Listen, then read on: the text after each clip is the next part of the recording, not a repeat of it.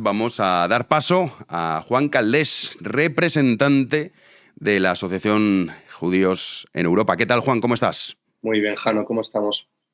Hablabas de eso, de las fronteras que Sánchez ha dicho 1967. Claro, esto ha Sí. pasado desapercibido, pero no deja de tener su No, importancia. claro, es importante poner el contexto. Primero, cuando Israel se funda en el año 48, está la partición del 47 de Naciones Unidas, precedida, que mucha gente no lo sabe, del British Steel Commission del año 36, en el que ya se ofrece un Estado palestino que los palestinos ya rechazan en aquel momento. Y eso es importante ponerlo de contexto porque siempre empezamos con el 47 y nos olvidamos del 36.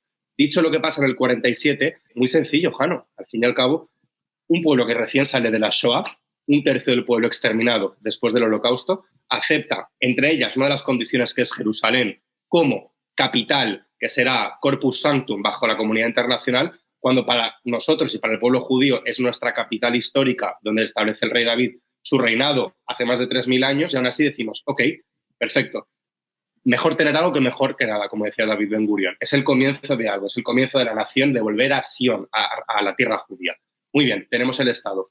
Y Jerusalén como Corpus Sanctum. A partir de ahí hay un pueblo que acepta las condiciones y hay otro pueblo que no, y que le declara la guerra a otro, y a las 24 horas de conformarse ese Estado se va a una guerra unilateral. A partir de ahí Israel gana esa guerra, milagrosamente. A partir de ahí, luego 20 años después, nos vamos a la guerra del 67, que está la guerra de los 6 días, y hay una combinación de muchos países de Oriente Medio que se enfrentan a un pequeño país como es Israel, que en aquel momento no tenía, como ahora, 10 millones de población, estaba en 6-7 millones de población, y a partir de ahí Israel en 6 días no es que resista, es que gana y amplía el territorio, entre ellos el Sinaí en Egipto, los altos del Golán, que está la disputa histórica con Siria, y lo que aquí está el debate histórico. Para algunos es Judea y Samaria, para otros es Cisjordania. A partir de ahí entra todo el debate. Israel gana una guerra y otros la pierden. La gente tiene que entender esto y quiero ser muy claro. Las guerras, hay ganadores y hay perdedores. Las guerras, desgraciadamente, conllevan una serie de cosas que son, conllevan masacres, muertes de muchos inocentes por ambas partes, que siempre hay que condenar porque la vida de un israelí y la vida de un palestino vale exactamente lo mismo, que es lo que a mí me gustaría que me demostrasen más de una vez desde el otro lado. Dicho eso, hay un lado que gana esa guerra. A partir de ahí es normal, y la gente tiene que entender que en todas las guerras que ha habido a lo largo de la historia, el país, el imperio, como cada uno quiera llamarlo, en este caso el país, el nuevo Estado de Israel, gana esa guerra y tiene más territorio. Pero eso es normal a través de una guerra.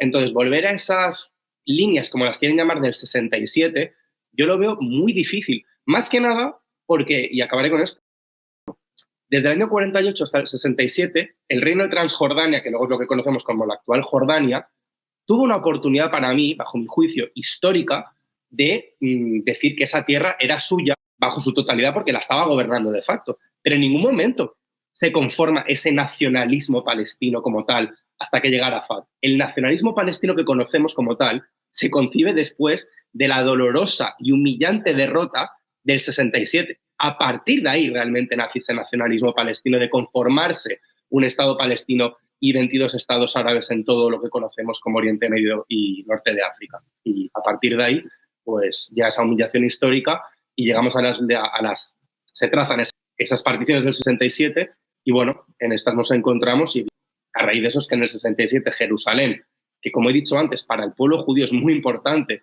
no es una ciudad más, que se lo digan a los musulmanes, Meca y Medina son sus ciudades de culto, son sus ciudades en las que ni siquiera los judíos o cristianos podemos pisarlas. En Jerusalén, tú eres cristiano, tú eres musulmán, tú eres judío, puedes ir a rezar sin ningún problema.